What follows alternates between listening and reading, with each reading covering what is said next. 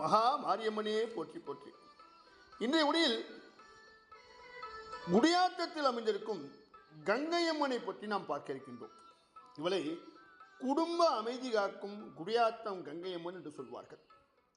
வேலூரிலிருந்து சுமார் 30 கிலோமீட்டர் தொலைவில் இருக்கின்றது குடியாத்தம்.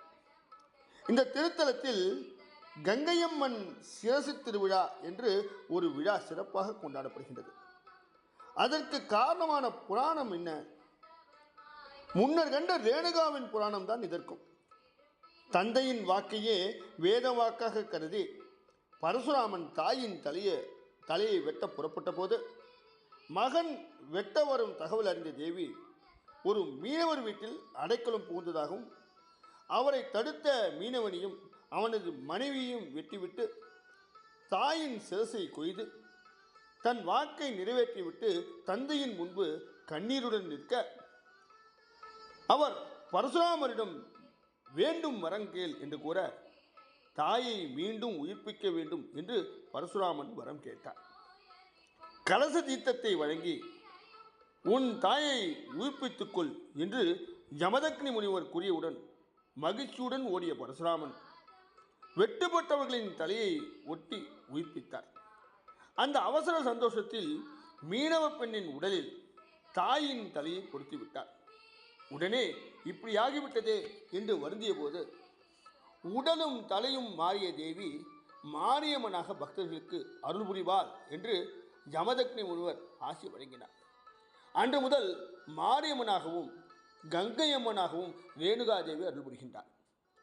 வெட்டப்பட்ட தேவியின் தலையை மீனவ பெண்ணின் உடலில் பொருத்தும் விழாவே கங்கையம்மன் சிரசு திருவிழாவாக கொண்டாடப்படுகின்றது. குடியாத்தம் கோபாலபுரத்தில் அமைந்துள்ள இந்த கோவிலில் சுமார் 200 ஆண்டுகளாக இந்த திருவிழா கொண்டாடப்படுகின்றது என்று சொல்கின்றார்கள்.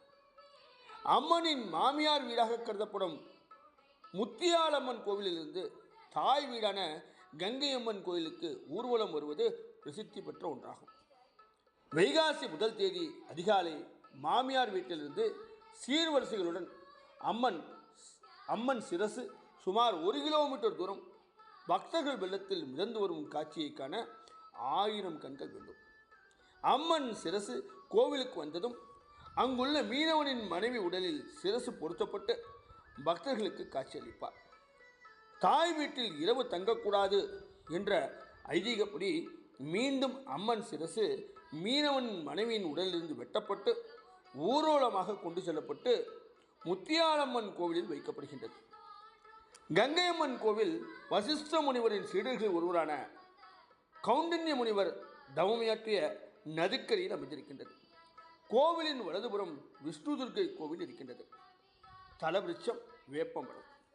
குடும்பத்தில் எந்த பிரச்சனையும் இல்லாமல் அமைதி திகழ வேண்டுவோருக்கு அப்படியே வரமரலும் தேவியாக இவள் விளங்குகின்றார். வேண்டுதல் நிறைவேறியவர்கள் அம்மன் சிரசு ஊர்வலமாக வரும் வழியிலும் கோவிலிலும் சூறை தேங்காய் உடைப்பது வழக்கமாக இருக்கின்றது.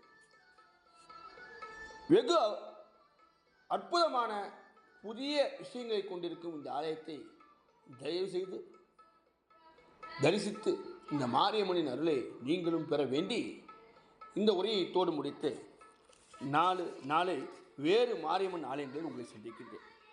இன்று விரைந்து நாளை சந்திப்போமா? ஓம் மகா மாரியம்மனே போற்றி போற்றி.